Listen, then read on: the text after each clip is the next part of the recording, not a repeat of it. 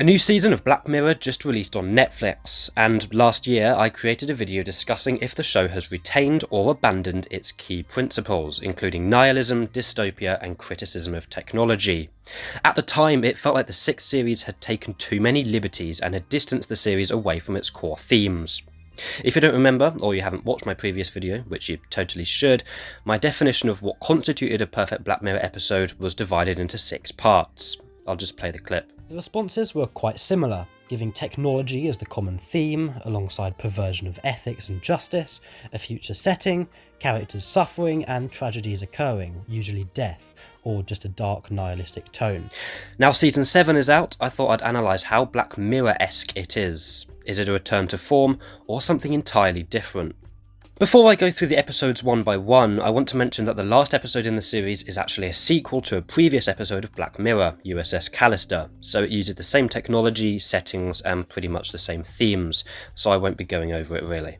The first episode, Common People, focuses on a woman who receives groundbreaking surgery to revive her brain after a coma, and the struggles that her and her husband go through as the service they use progressively becomes more and more basic and essential. And to actually live a happy life together, have to find ways to make money and upgrade to the next tier of subscription, which obviously costs more. This episode gave me the exact same feeling that some of the more disturbing episodes did. It's dystopian and focuses on technology that is used by institutions that ruin the main characters' lives and lead to them suffering. It also criticises subscription-based models and the US healthcare system, continuing a trend of Black Mirror commentating on social, economic, technological or political issues. Upon watching this first episode, it felt like Black Mirror was back, so I'll give Common People a 10 out of 10 on the Black Mirror meter. The next episode, Noir, however, felt like a slight return to the previous 2 seasons. It didn't let me down, in fact I thought the writing was good and it was an interesting and fun concept.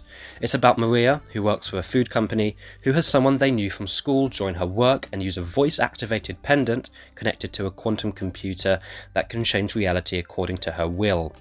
It at least deals with technology to an extent. However, one of the things I like about Black Mirror is when an episode uses a piece of technology that I could imagine existing in a few years' time, which adds an extra layer of fear.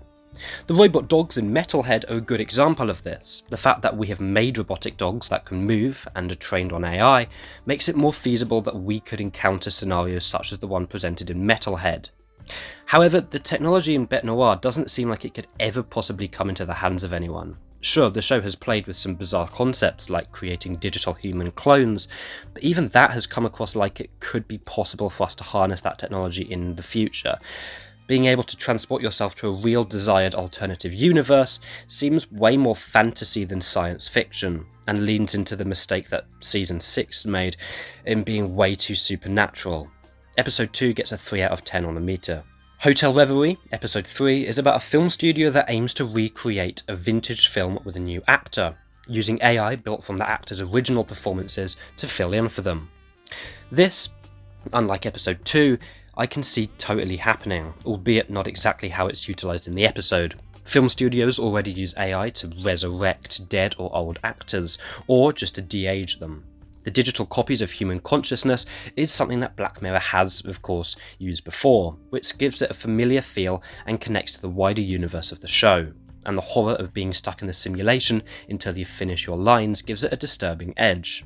The main character does suffer towards the end of the episode, fulfilling my criteria, but Hotel Reverie is more of a nice episode rather than a disturbing one, with an optimistic and uplifting ending, a little bit like San Junipero.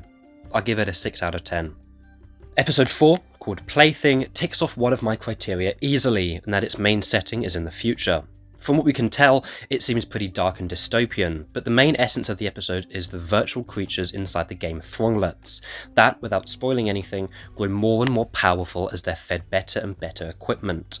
It's slightly out of the realm of feasibility, but the technology here is frightening to an extent, and has a great classic Black Mirror feel about it, with a completely disturbing ending, which I think gives it a 7 out of 10. Like and subscribe if I should review the Thronglets game on Netflix. Eulogy is the name of the 5th episode, which follows an emotional plot of a man who recently found out that one of his old lovers died and is given a piece of technology that allows him to step into old photos and refamiliarise himself with the woman he once loved. It certainly is about a piece of technology, but in no way is it mishandled. The main character is not put at a loss or is tormented by the technology, but benefits from it, almost like in episode 3, as he's able to connect to his memories better. I give it a 5 out of 10 on the Black Mirror scale, or whatever I called it earlier. Overall, the series definitely felt like it was back to the dark sci-fi anthology series that it once was. I'd say it's gone back to its prime. That was probably series 3 to 4. The fact that the series has gone back to 6 episodes I like, despite it being a minor difference. In this video, and the previous one I made about Black Mirror, I've come across as critical of the storylines in the show that perhaps don't fit in exactly with the dark dystopian vibe that people come to expect when going into the show. And as much as I think most episodes should be like this, I want to make it clear that I don't think every episode should be. I like episodes like San Junipero that are light in tone, have optimistic messages, and even happy endings. I just think the show should keep in line with the core theme of futuristic technology, and explore that to the greatest extent. I think where Season 6 especially fell behind was the fact that some episodes like Maisie Day, Lock Henry and Demon 79 didn't focus on technology at all, and sometimes preferred to dive into the supernatural, which is what I don't think this show should be about.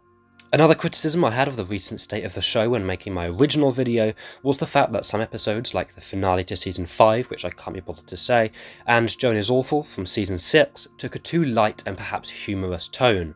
Some episodes, like San Junipero, can ultimately be optimistic and bright, but still have dark undertones, whereas these episodes didn't, and I think Season 7 fixed both of these issues. Every episode focuses on technology to an extent, and even the episodes like Hotel Reverie and Eulogy that are overall hopeful and optimistic in tone have some darkness hiding underneath.